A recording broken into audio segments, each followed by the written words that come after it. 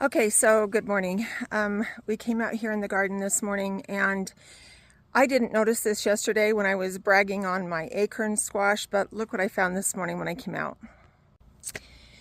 My squash plants on the acorn plants have got mildew on them. And so the first thing I'm going to do is I'm going to take these leaves that are got a lot of them on them, and I'm just going to take those off.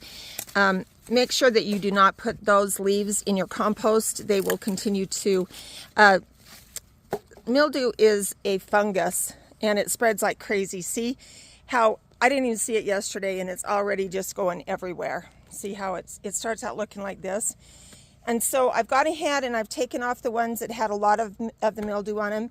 And I'm going to go in and I'm going to make me some peroxide and water. And I'm going to come out here and spray it on all of these. And then this evening I'll come out here and I'll spray them with some baking soda, because both of those two things together cause the leaves, cause the mildew just to stop spreading. So dang, that just pisses me off. But see, this is the thing about gardening. Things change so fast. You can't wait 2 or 3 days to come out here and look and see what's going on. So I'll go in and make us some spray for these leaves, and then I'll come show you what we do. Okay, so I want to go ahead and show you what this powdery mildew looks like. It looks like this right here, and if you start seeing that, that's what that is, those white spots. But I'm going to go ahead and remove these that have a lot of it on there, and I've already started. And do not put them in your compost pile, because that fungus will go through your compost pile, and then when you put the compost on your plants, then you just given the fungus to the plants. So I'm going to go ahead and spray all of these. Now, if you'll see, some of them are just really bad, and then others are just getting ready to get started. And then like this one, this yellow one, I'm going to take off right now. Probably going to take this one off too, because I'm not sure I can save that one. But you can just tell when it's starting, because it starts like this. This one right here's got it started. That's the very beginning.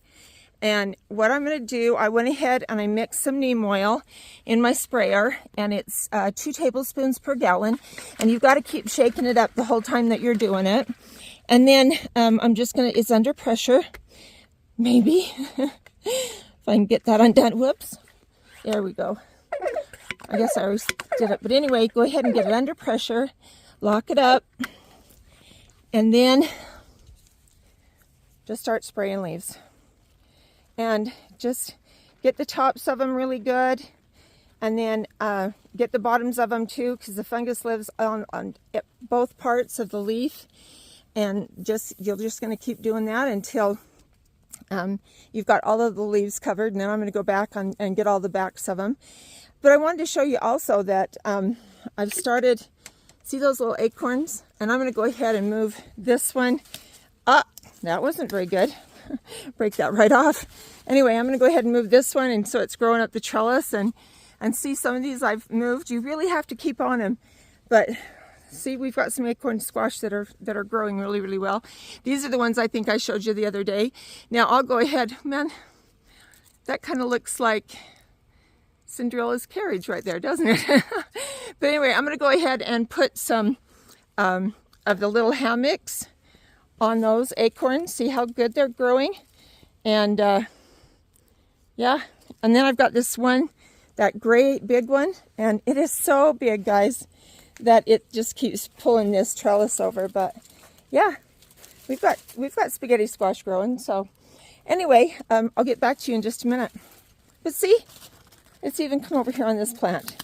So I'm going to go ahead and remove all of these ones that have got it a lot. And then I'll come over and I will...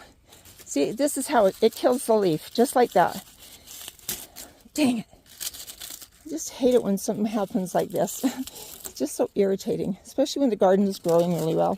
But anyway, I'll go ahead and remove all these on these plants, and then I'll get them sprayed, both the front and the back, and then I'll get back to you. Now, usually that mildew will only stay on the cucumber plants and the squash plants, but I saw a little bit coming over here on this tomato plant, and so I went ahead and sprayed them as well. That's kind of unusual, but they're so close in proximity to these squash, so I think that's what the thing is. And I went ahead and moved this all the way up and sprayed it really good.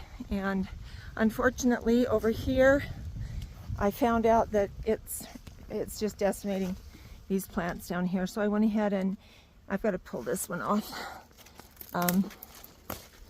But I've gone ahead and I've sprayed all of this. I hope we've caught it in time for some of these leaves.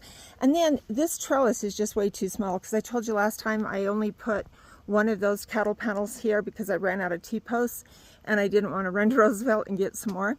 And so I've just gone ahead and let this spaghetti squash, I'm just going to let it grow up in the tree. So, you know, make do with what you got.